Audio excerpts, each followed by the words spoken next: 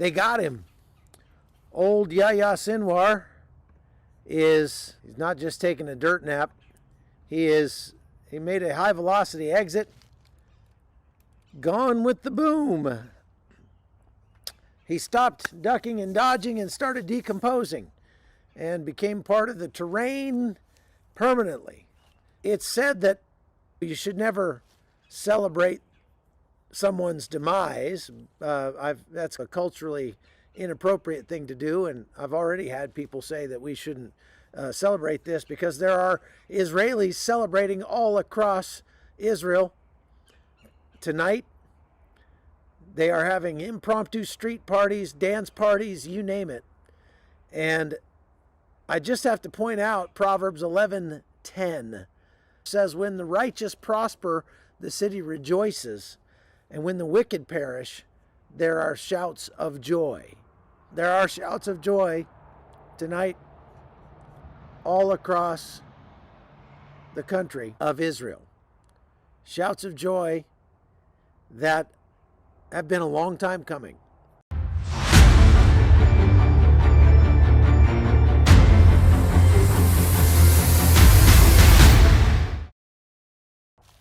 So let's talk about how it happened. It wasn't a special operations raid. It wasn't a bombing from the sky or anything like that. It was a group of cadets in Rafah who were on their first combat operations.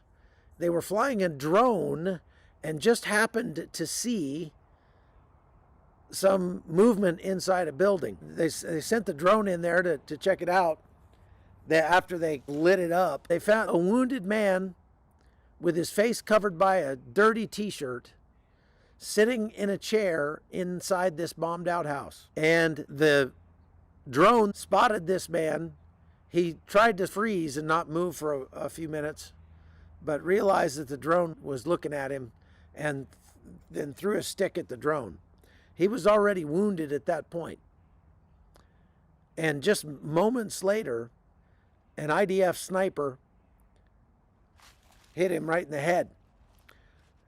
Now, it is ironic that Yahya Sinwar spent 20 years in the care of the Israeli penitentiary system for his role in other terrorist activities. And in that time, he was diagnosed with a brain tumor. And he had that tumor operated on by the great Israeli medical system, and they cured him of his brain tumor. And then he was released after 20 years in a prisoner exchange.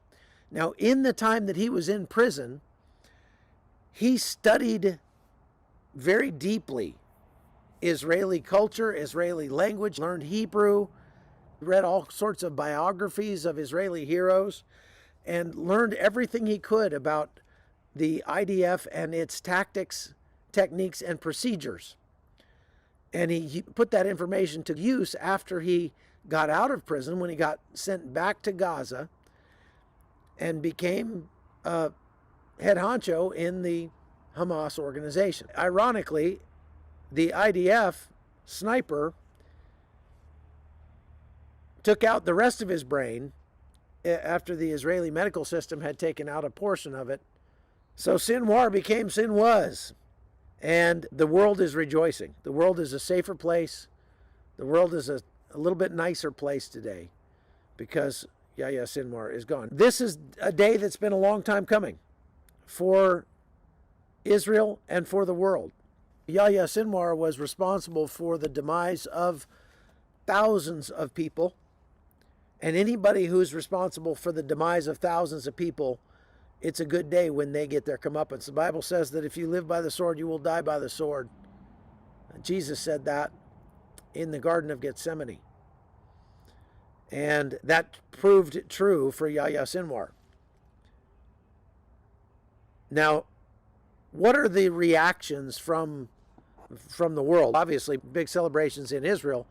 In Gaza, however, they're not celebrating, as you can imagine. As a matter of fact, I was looking on some Telegram channels that are run by Hamas, and they're still saying that they will respond very forcefully and that this changes nothing. There will still be no hostage negotiations. Now, on that note, the Israelis did not find any hostages near Sinwar. And we've been saying all this time that he's been hiding in plain sight. He's been dressing like a woman. It turned out when he met his demise, he was not dressed like a woman. He was carrying a weapon. He was very skinny. He had on his person some fake IDs, and he was killed with two of his bodyguards or lieutenants.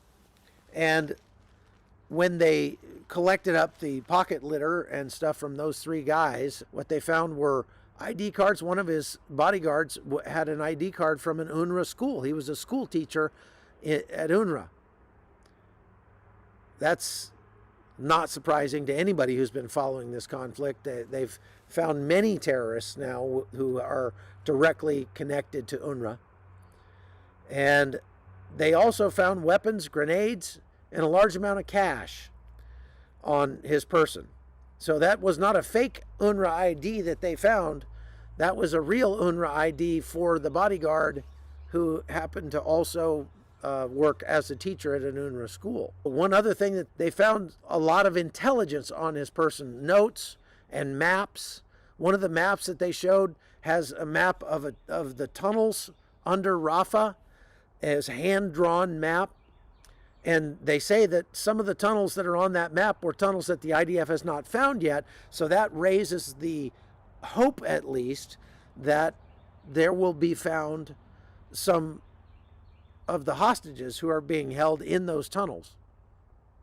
But he was not surrounded by hostages when they found him. They've been saying all along they believed he had 40 or so of the remaining living hostages surrounding him at all times.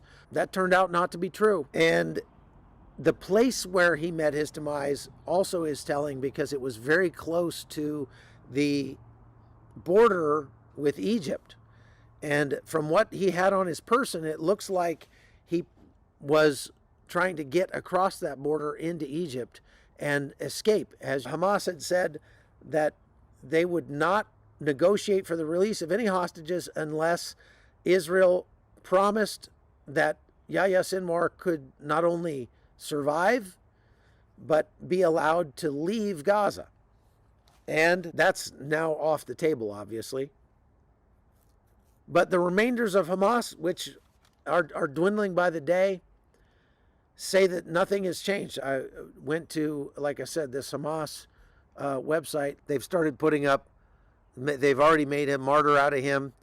And they say the heroic Mujahid leader, Yahya Sinwar, was martyred defending his land, people, religion, honor, and holy sites. That's the latest from Gaza now. Hezbollah announces the escalation in support of Gaza.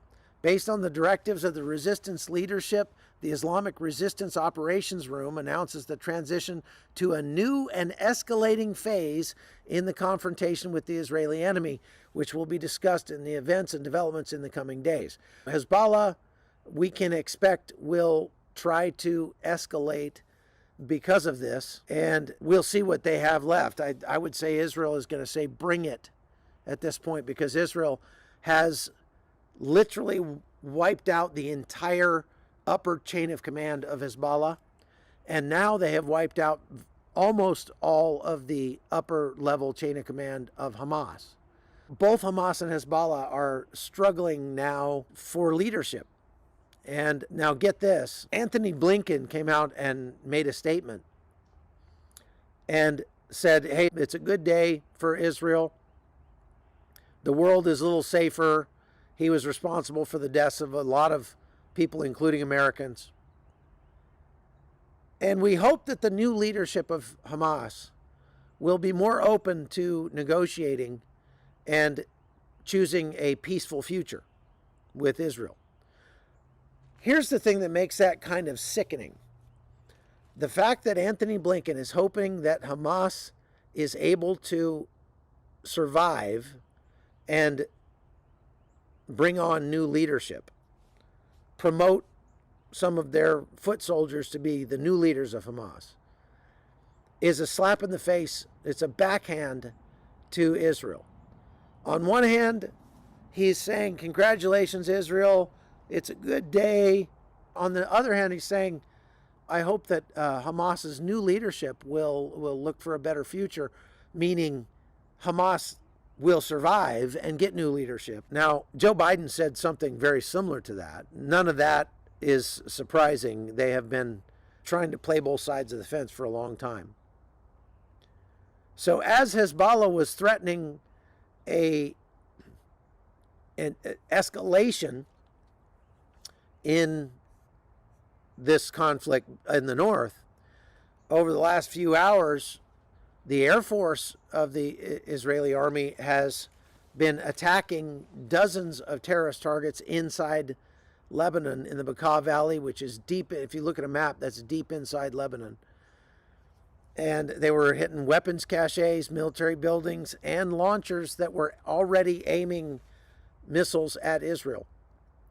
So Hezbollah was in the process of setting up more tubular complaints that they were going to send Israel's way, and Israel struck those targets and destroyed them. So can we say that Israel's on a roll right now? It sure seems like it to me. Israel seems like they are just crushing it.